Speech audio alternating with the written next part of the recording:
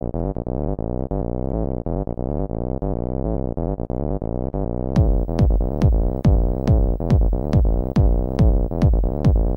galerinha, voltamos aqui para falar e para continuar a falar, na verdade, sobre industrialização brasileira. Falamos da primeira fase, a gênese do processo, falamos da segunda fase, a fase das estatizações, influência varguista, e entramos agora da nossa terceira fase, conhecida também aqui como fase da desnacionalização. Certo? Esse nome grande aqui. Tiago, o que é a fase da desnacionalização? Na verdade, a fase da desnacionalização é a fase onde você vai ter um processo em que você vai começar a estabelecer o início da abertura econômica. Então o Brasil vai começar a abrir a sua economia, não necessariamente perder o controle de tudo, mas começar a abrir algumas estruturas que naquele momento eram consideradas estratégicas. E aqui, nessa fase da desnacionalização, nós temos aqui o período entre os anos de 1956 e os anos de 1961. Tá? E nesse processo entre 56 e 51, assim como na fase das estatizações, tu não poderia esquecer da influência varguista, na fase da desnacionalização, tu não pode esquecer da influência de Juscelino Kubitschek. Então aqui, na terceira etapa, nós temos a grande influência, certo? A grande influência de Juscelino Kubitschek, que eu vou colocar aqui, ó, a grande influência de JK. Tiago, o que JK queria? JK era um visionário, um desenvolvimentista, e ele pensava que a estrutura econômica brasileira poderia se desenvolver desde que o Brasil criasse alguns pontos básicos, algumas estruturas. Para isso, ele lançou mão de um plano que vocês devem conhecer muito bem aqui, conhecido historicamente como Plano de Metas, certo? Então, esse plano de metas tinha um slogan, um dos slogans mais mirabolantes da nossa história recente, onde JK queria que o Brasil pudesse crescer ou avançar os tais 50 anos em 5. Certo? Então esse aqui era justamente o slogan desse plano, fazer o Brasil avançar 50 anos em 5, crescer 50 anos em 5, mas como eu te falei, sendo um visionário, sendo um desenvolvimentista, economicamente, para crescer 50 anos em 5, na visão de JK, era necessário quebrar as estruturas de proteção que Vargas havia criado. Então a primeira base dessa política de Juscelino Kubitschek, a quebra do a quebra do protecionismo varguista, tá? A quebra do protecionismo varguista. E nessa quebra do protecionismo varguista, nós temos uma abertura econômica inicial, com uma política que vai ser conhecida aqui como política do nacional desenvolvimentismo. Se tu voltares na nossa aula anterior e tu precisar lembrar de alguns pontos, quando tu voltar na nossa aula anterior de indústria, tu vai perceber que a política de Vargas era nacional protecionista. JK lança a mão de uma política nacional desenvolvimentista, onde ele vai passar, deixa eu só colocar aqui, ó, desenvolvimentismo, certo? E ele vai lançar mão dessa política onde, a partir desse momento, ele começa a estabelecer um processo de abertura da nossa estrutura produtiva, um processo de abertura econômica. Só que vê bem, essa abertura econômica, ela não é uma abertura econômica integral, ela vai ser uma abertura econômica de caráter parcial. O que nós entenderemos como abertura econômica de caráter parcial? Ele não abre todos os setores, ele vai abrir setores estratégicos. E para ele, o Brasil, se tu pegares lá atrás, na primeira fase, desenvolveu a indústria de bens de consumo não duráveis. Vargas desenvolve a indústria de base.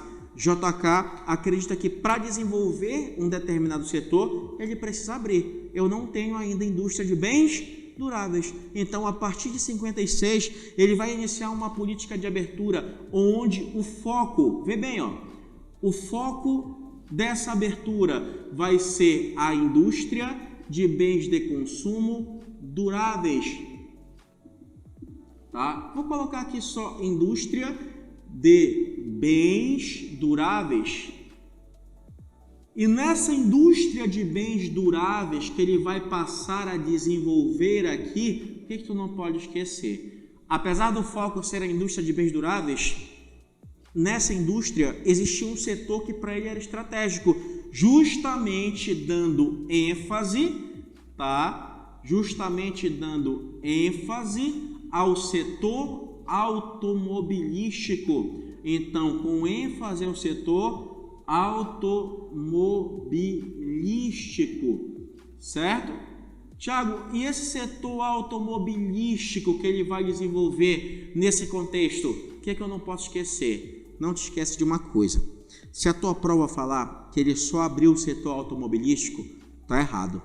A indústria automobilística foi o foco, tanto que a partir da década de 50, o Brasil passa a criar um contexto de integração nacional. E essa integração visava integrar o espaço brasileiro a partir da construção de investimentos no sistema rodoviário. Então, quando tu tem a abertura para o setor automobilístico, não te esquece que junto disso, ele também vai passar a investir maciçamente, tá? Então, nós vamos também ter investimentos no setor rodoviarista, mas vou colocar aqui uma palavra mais técnica, tá? No modal rodoviário.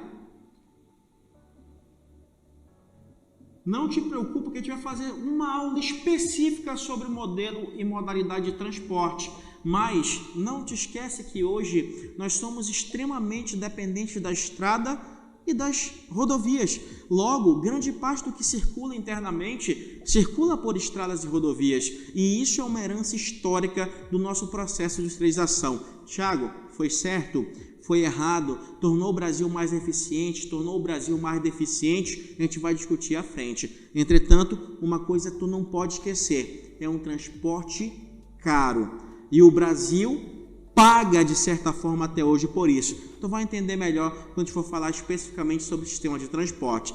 Entretanto, olha aqui, esses investimentos no modelo rodoviarista eram investimentos em infraestrutura, tanto que, olha o que eu te falei, ele abre parcialmente, abre indústria de bens duráveis, abre setor automobilístico, mas tem setores que ele mantém como estratégicos. Que setores são esses que ele mantém como estratégicos? É justamente aquilo que forma o tal do tripé desenvolvimentista, tá? Forma o tripé desenvolvimentista, a tripla base de investimentos programada para que o Brasil pudesse desenvolver. E dessa tripla base tu vai ter 3 capitais principais. Vou colocar bem aqui, ó.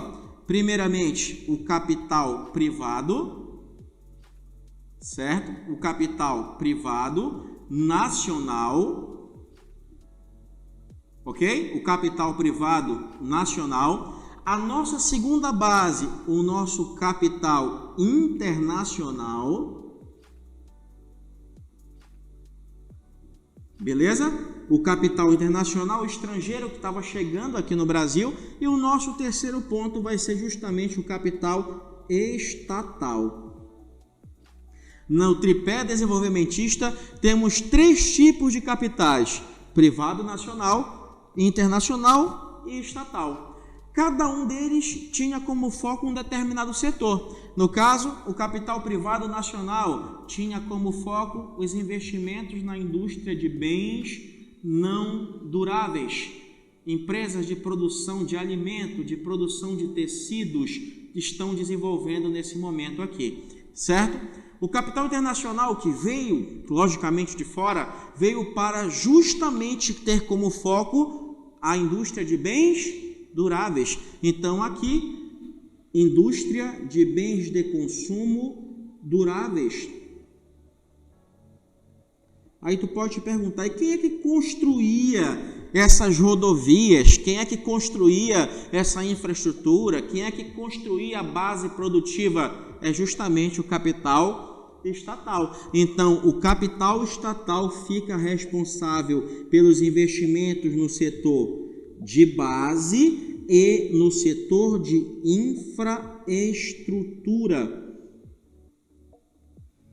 Certo? Setor de base e setor de infraestrutura. E também grande parte disso vai te ajudar a entender por que o Brasil talvez não chegou a ser ou a desenvolver esses 50 anos em 5. Por que a economia brasileira, depois de tudo que aconteceu, já vinha crescendo, só que ela começa a estagnar e depois a definhar? Em grande parte, tem relações com esse tripé. Então, de maneira resumida, JK desenvolve a indústria de bens duráveis, cria uma base estrutural para o setor automobilístico e, ao mesmo tempo, começa a financiar e a ser financiado pelo capital, justamente do que ele pegava emprestado, para investir em bases produtivas. Isso acabou gerando alguns problemas estruturais, mas, para a gente continuar na nossa dinâmica de construção da indústria no Brasil, eu quero te lembrar que é somente para tu assistir o próximo vídeo. Vamos continuar gravando. Não esquece de assistir os anteriores.